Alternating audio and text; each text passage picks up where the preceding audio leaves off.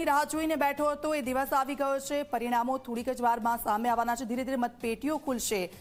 કેવો માહોલ ત્યાં જોવા મળી રહ્યો છે, કેવી તૈયારીઓ છે ત્યાં પહેલા?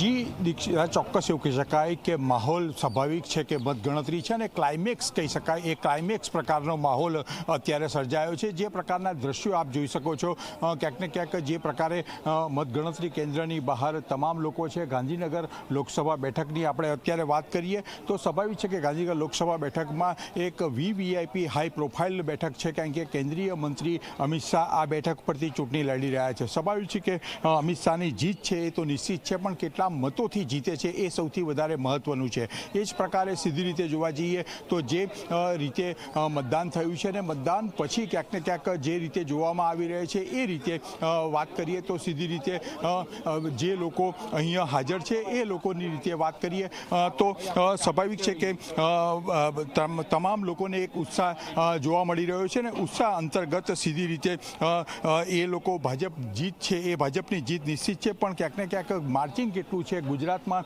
સૌથી વધારે લીડથી જીતે એ ખૂબ મહત્વનું છે। અને એ પ્રકારની વાત આવે જો સીધી રીતે વાત કરીએ તો અત્યારે ગુજરાતમાં ખાસ કરીને ઉત્તર ગુજરાતની વાત કરીએ તો ઉત્તર ગુજરાતમાં 5 બેઠકોનું મતગણતરી હાથ ધરવામાં આવશે, જેમાં હાઈ પ્રોફાઇલ જે બેઠકો છે એ બેઠકની રીતે વાત કરીએ તો ખાસ કરીને જે પ્રકારે ગાંધીનગર લોકસભા બેઠક છે અમિતભાઈની જીત નિશ્ચિત છે।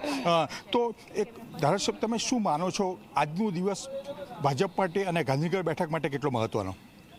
આજનો દિવસ એ ખૂબ જ આપણે બધા વાત કરીએ એમ કે સમગ્ર માત્ર ગુજરાતની અંદર નહીં પણ સમગ્ર ભારત દેશની અંદર મોદી સાહેબ અબકી બાર 400 પારની જેમ વાત કરી છે એ 400થી વધારે સીટો સાથે સમગ્ર ભારત દેશની અંદર ભારતીય જનતા પાર્ટીની સરકાર બનવા જઈ રહી છે।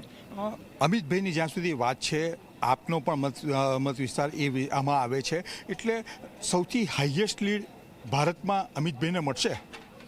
સમગ્ર ગાંધીનગર લોકસભાની વાત કરું તો ગાંધીનગર લોકસભાની અંદર છેલ્લા 5 વર્ષની અંદર અમિતભાઈ શાહ સાહેબ દ્વારા જે વિકાસના કામો હોય કે સરકારની યોજનાઓ હોય એ દરેક ઘર સુધી પહોંચાડવાનું કામ હોય કે વિકાસના કામો પણ દરેક એમના વિસ્તારની અંદર કરવાના કામ હોય તો ખૂબ એમને દેશના ગૃહપ્રધાન અને સહકાર મંત્રી હોવા છતાં પણ નાનામાં નાની વસ્તુની ચિંતા કરીને લોકો સુધી આ દરેક વસ્તુ પહોંચે એના માટે ખૂબ પ્રયત્ન કર્યો છે। અને આ વખતે સમગ્ર લગભગ ગાંધીનગર લોકસભાની અંદર લોકસભાની જનતા પણ સાહેબને ખૂબ મત આપીને ખૂબ મોટી લીડથી જીતાડવા જઈ રહી છે। ખૂબ મોટી લીડનો આંકડો કેટલો?